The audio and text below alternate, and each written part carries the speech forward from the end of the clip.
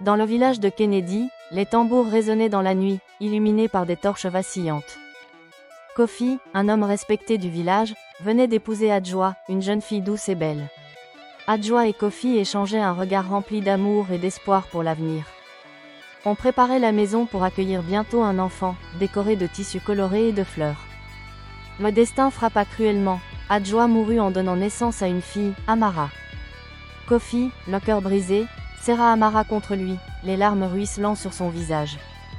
Le village entier partagea sa peine, et les étoiles semblaient pleurer avec eux. Quelques mois plus tard, Kofi se remaria avec Efua, une femme belle et souriante. Tous étaient heureux au début, pensant qu'Amara trouverait enfin de l'amour maternel. Mais Efua était cruelle dans l'ombre, regardant Amara avec mépris.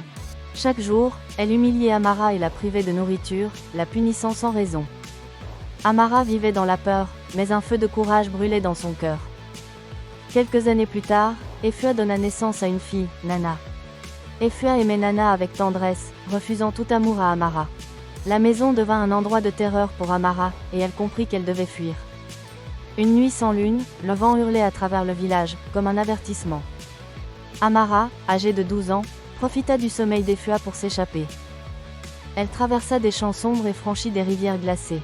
Elle marcha dans des forêts inquiétantes, chaque ombre semblant vouloir la rattraper.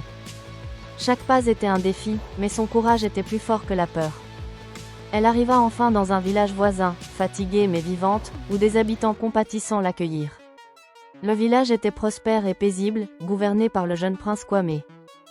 Kwame remarqua Amara, intrigué par son courage et sa sagesse.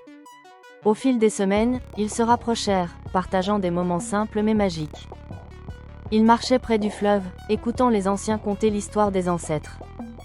Kwame voyait en Amara une force intérieure exceptionnelle, et elle se sentit enfin en sécurité. Amara grandit, et sa bonté, son intelligence et son courage firent d'elle une figure respectée dans le village. Kwame et Amara tombèrent amoureux, et des années plus tard, ils se marièrent. Amara devint reine, mais elle n'oublia jamais son passé.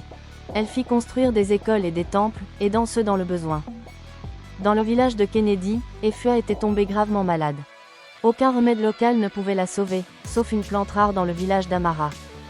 Désespérée, Efua partit chercher la plante, ignorant qu'elle allait retrouver Amara. Efua arriva dans le village d'Amara, et se retrouva face à celle qu'elle avait maltraitée. Amara, royale et majestueuse, la regarda avec sérénité. Efua tomba à genoux, implorant de l'aider. Amara fut tiraillée entre colère et compassion, mais choisit de soigner Efua. Elle donna à Efua la plante nécessaire et lui sauva la vie. La propre fille d'Efua, Nana, avait suivi sa mère, espérant profiter de la situation. Nana se révéla ingrate et égoïste, incapable de gratitude ou de bonté. Amara comprit que certaines âmes sont destinées à se perdre. Amara retourna sur son trône, fière mais humble. Elle avait appris que la bonté triomphe toujours de la méchanceté. Le pardon est plus puissant que la vengeance. Kwame et Amara régnèrent avec sagesse et justice. Amara, autrefois petite fille maltraitée, était maintenant une reine respectée et aimée. Elle prouvait que le courage, la bonté et le cœur pur mènent toujours à la lumière. Et toi, spectateur, que ferais-tu face à quelqu'un qui t'a fait du mal? La haine ou le pardon?